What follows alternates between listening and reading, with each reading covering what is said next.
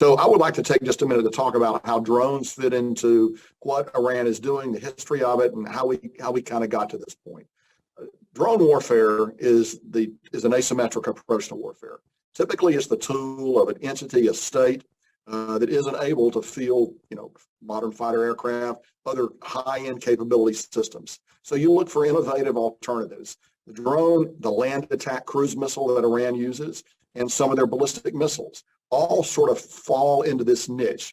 The strategy of a power that is overmatched in many domains, but seeks to find innovative ways to respond and to respond effectively. And also the ability to respond, particularly in the case of drones, that give you a measure of deniability about where the drone actually emanated from. And I'll talk about that here in just a minute. And the beauty of using drones is you can employ them across the entire spectrum of conflict. You can employ them at the very, very low level in a deniable or a partially deniable way, or you can employ them on state warfare where they can be used to pave the way for your other larger systems, such as your ballistic missiles that will follow.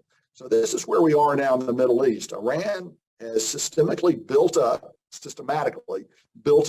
its capabilities for drones, for land attack cruise missiles, and for ballistic missiles, to a point where now in the late spring of 2023, they effectively have an overmatch capability against their neighbors. And by overmatch, I mean the ability to attack a country to a degree where that country's defenses will be overwhelmed and they'll not be able to prevent the attack that's coming. Now, how that attack would develop, the Iranians have a lot of choices here because they built the equivalent of combined arms warfare in the air.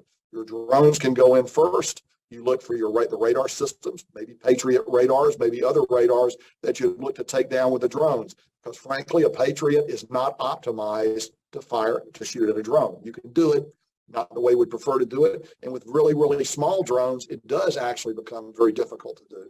Now, we have other ways to defend our Patriots, kinetic systems, gun systems, even electronic systems that we employ. But right now, we're lagging behind the drone's ability to penetrate us. The whole history of warfare is one of offense and defense. And right now, the advantage is with the drones. They have an advantage that we have not yet been able to completely counter. So this war would be a war of fires. Military targets, non-military targets, all of these things would be in play. And that's a significant difference in Iranian capability. And I'll tell you, the Iranians are actually, they've proven to be pretty good and effective. The attack against our forces at Al-Assad in January 2020 using ballistic missiles was in fact highly accurate. Those missiles hit within tens of meters of their targets. And the only reason that we didn't take loss of life was we had the ability to make some adjustments before those missiles were fired. But the Iranians actually hit with remarkable accuracy the targets that they shot at. So I actually have great respect for the Iranian drone, cruise missile, and ballistic missile program. They have made great sacrifices over the last 10 years in order to build these systems up.